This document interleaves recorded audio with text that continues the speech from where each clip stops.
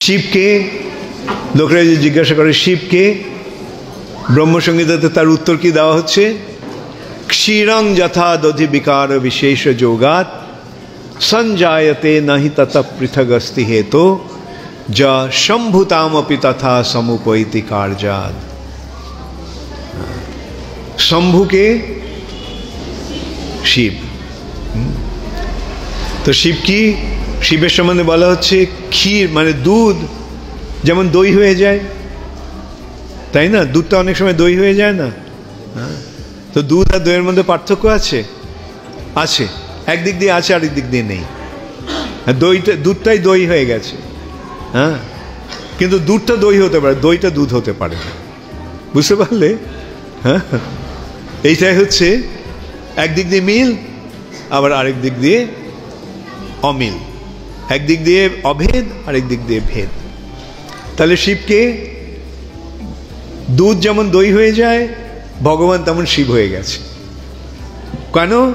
কোনো বিশেষ কার্য সম্পাদনের জন্য, সমুপৈতি কার্যাদ, একটা বিশেষ কাজ করার জন্য। সেই কাজটা কি? ধ্বংস কাজটা করার জন্য। ধ্বংস কাজটা ভগবান নিজে করে না। আরেকটা কি? এই জড় জগতের মহামায়ার সঙ্গে সম্পর্ক স্থাপন করার জন্য। ভগবান যেখানে দৃষ্টিপাত করলেন মায়ের প্রতি, তখন কি হলো? এই যে দৃষ্টিপাতটা, সেটা হচ্ছে শিব।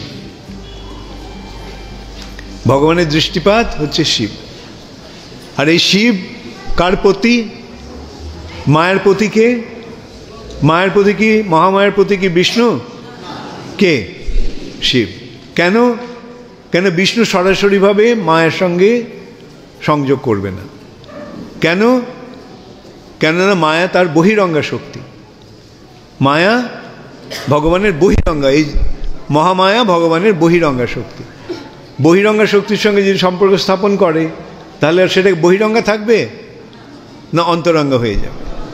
হ্যাঁ, সেই জন্য তিনি নিজে সরাসরিভাবে মায়ের সঙ্গে সংযোগ স্থাপন করেন না।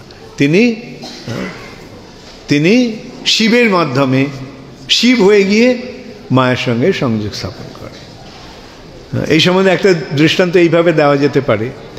হ্যাঁ, এই জড়জগৎটা কি? নোংরা জায়গা, তাই না? জড়জগৎটা নোংরা জায়গা। হ্যাঁ, তো নোংরা জায়গাটা তোমরা হাত দিয়ে ধরো না একটা গ্লাভস পরে ধরো? নোংরা জিনিস ধরবার সময় সাদা হাতে ধরো না, হাতে একটা গ্লাভস পরে নাও। ওই গ্লাভস পরা বিষ্ণু হচ্ছে Shiva. Did you understand that? When you deal with something dirty, do you directly deal with that? Do you pick it up with your hand? How do you do it? You put on a gloves, right? Similarly, Maya, this material nature is dirty. This material nature is a dirty place. Therefore, Vishnu doesn't directly deal with the material nature. He deals with as Lord Shiva. So Lord Shiva is something like Vishnu wearing a gloves. If the hand is Vishnu, the hand with gloves is Lord Shiva. Right? Another way of looking at it is through the glance of the Lord, the living entities are coming to the material nature. And it is through the glance the living entities are coming to the material nature, through the agency of Lord Shiva, through the medium of Lord Shiva.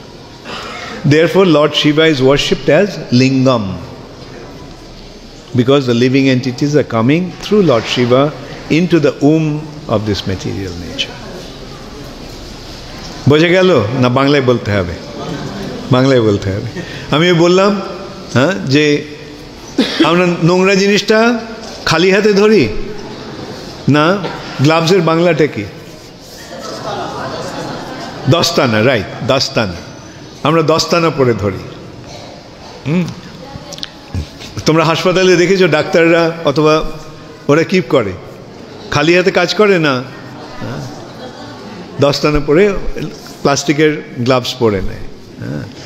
ঠিক তেমনি এই জড় জগৎটা, মায়ার জগৎটা হচ্ছে নোংরা জায়গা। তাই বিষ্ণু সরাসরিভাবে এই মায়ার জগতে সঙ্গে সংযোগ স্থাপন করেন না, তিনি শিবের মাধ্যমে সেটা করেন। তাহলে বিষ্ণু যদি হাত হয়, তাহলে গ্লাভস পরা হাত হচ্ছে শিব। বোঝা গেল? ওকে, বুঝতে পেরেছ? তার মানে বিষ্ণুই শিব হয়ে গেছে, কৃষ্ণই শিব হয়েছে।